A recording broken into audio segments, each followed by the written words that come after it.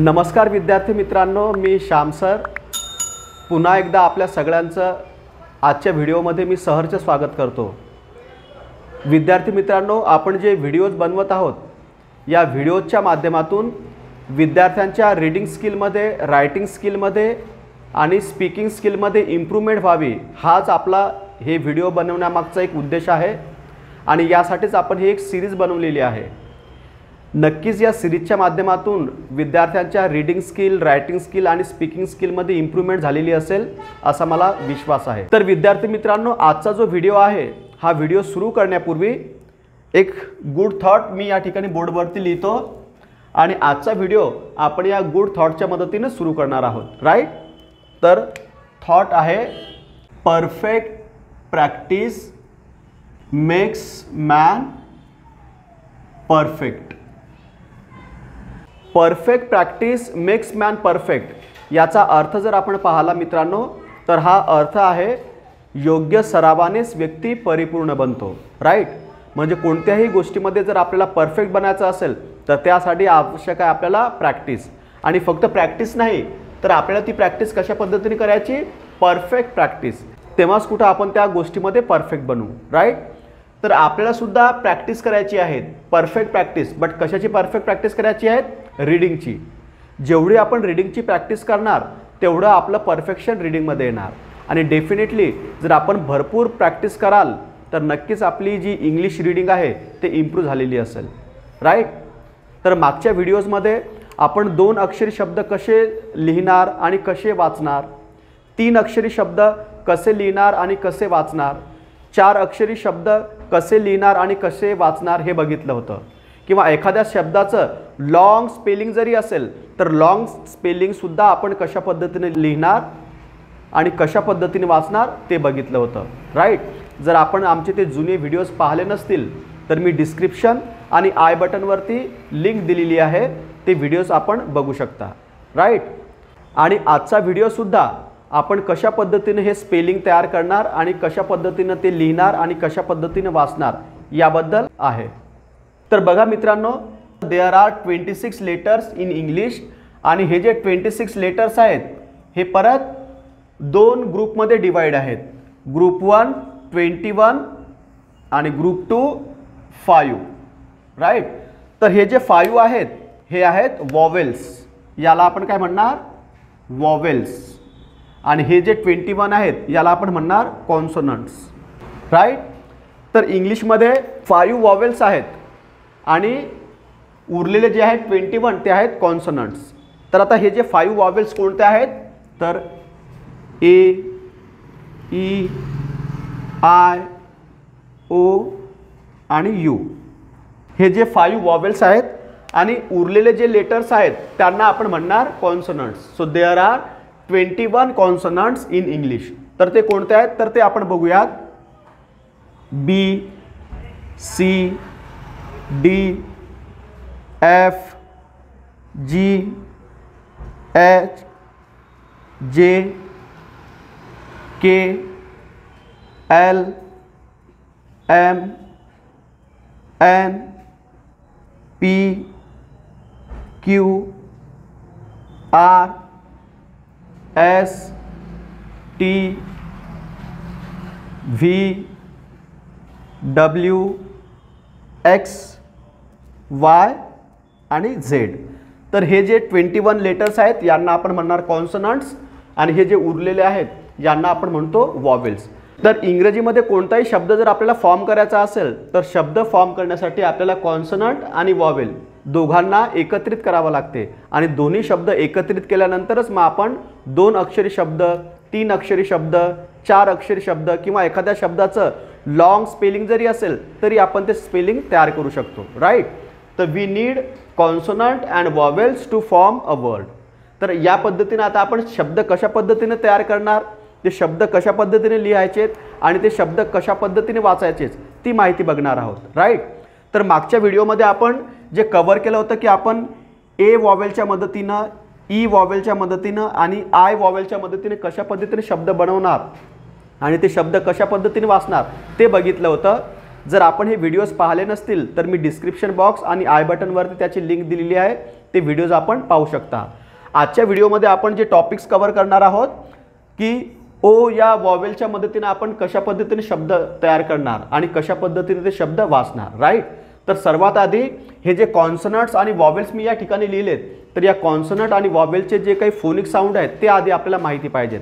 कारण phonic sound जर आपल्याला माहिती असतील तर फोनिक साऊंडच्या मदतीने we can read the word easily. Right. So first of all we will understand the phonic sound. Okay. तर कॉन्सोनंटचे जे फोनिक साऊंड आहेत ते आता आपण समजून घेऊयात.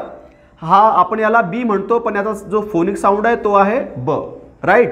So in the same way C, क, डी, ड, एफ, फ, जी, ग, एच, ह, जे, ज, के, क, एल, ल, एम, म, एम, न, पी, प, क्यू, क्व, आर, र, एस, स, टी, ट, व्ही, व, डब्ल्यू, व, एक्स, क्स, वाय, य आणि झेड, झ. तर या पद्धतीने हे जे साऊंड आहेत यांना आपण म्हणणार कॉन्सोनंट साऊंड. आणि हे जे उरलेले आहेत हे वॉवेल्स, तर वॉवेल्स फक्त 5च आहेत. तर या वॉवेलचे कसे साऊंड आहेत आता ते आपण समजून घेऊयात. तर या वॉवेलचा साऊंड आहे ए, आ, ई, ए, आय, ई, ओ, अ आणि यू, अ. तर या फोनिक साऊंडच्या मदतीने आपण आता 2 अक्षरी शब्द कशा पद्धतीने बनवणार ते पाहू आणि त्यानंतर 3 अक्षरी शब्द कसे बनवायचे ते बघू. राईट. तर बघा, जसं मी तुम्हाला सांगितलं की कोणताही शब्द जर आपल्याला बनवायचा असेल तर तो शब्द बनण्यासाठी आपल्याला वॉवेल आणि कॉन्सोनंट या दोघांची आवश्यकता आहे. तर जसं मी इथं एक कॉन्सोनंट घेतलं बी आणि ओ, तर याला कसं वाचणार मी फोनिक साऊंडच्या मदतीनं ब, अ, बॉ. Right. In the same way क, अ, कॉ. देन ड, अ, डॉ. त्यानंतर फ, अ, फॉ. ग, अ, गॉ. ह, अ, हॉ. ज, अ, जॉ. ल, अ, लॉ. म, अ, मॉ. न, अ, नॉ. प, अ, पॉ. र, अ, रॉ. स, अ, सॉ. ट, अ, टॉ आणि व, अ, व. तर या पद्धतीने आपण हे 2 अक्षरी शब्द सहज बनवू शकतो. राईट. तर अशा पद्धतीने आपण हे शब्द बनवायचे आहेत आणि वाचायचे आहेत. जसं आपण हा थॉट लिहिलेला आहे, perfect practice makes man perfect. तर आपल्याला या शब्दांची जास्तीत जास्त प्रॅक्टिस करायची. जेवढी जास्त प्रॅक्टिस आपण करणार तर आपल्या रीडिंगमध्ये जे फ्लुएन्सी म्हणणार आपण ती फ्लुएन्सी आपली इम्प्रूव्ह होईल आणि आपलं रीडिंग पण इम्प्रूव्ह होईल. राईट. तर अशा पद्धतीने आपण हे 2 अक्षरी शब्द बनवायचे आहेत. आय होप 2 अक्षरी शब्द कशा पद्धतीने बनवायचे हे आपल्या लक्षात आलं असेल. आता याच पद्धतीने आपण 3 अक्षरी शब्द कसे बनवणार ते बघूयात. तर 3 अक्षरी शब्द बनण्यासाठी सुद्धा आपल्याला कॉन्सोनंट आणि वॉवेलची गरज पडणार. तर 3 अक्षरी शब्द आपण कसे बनवणार ते आता बघूयात. तर बघा, कॉन्सोनंट ब, अ, य. कसं वाचणार मी याला? बॉय. राईट. क, अ, ट, कॉट. त्यानंतर ड, अ, ग. कसं म्हणणार? डॉग. त्यानंतर फ, अ, ग. Fog. Very good. Right. Then ग, अ, ट, got. Then hot hot, then lot lot, त्यानंतर मॉब मॉब, व्हेरी गुड.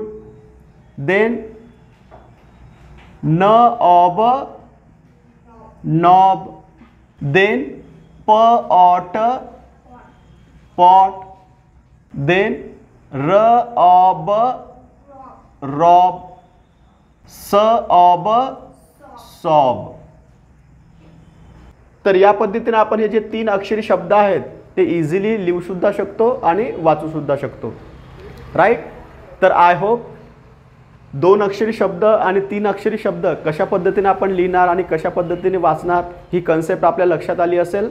तर भरपूर प्रॅक्टिस करा आणि या प्रॅक्टिसच्या माध्यमातून आपलं रीडिंग डेफिनेटली इम्प्रूव्ह होईल.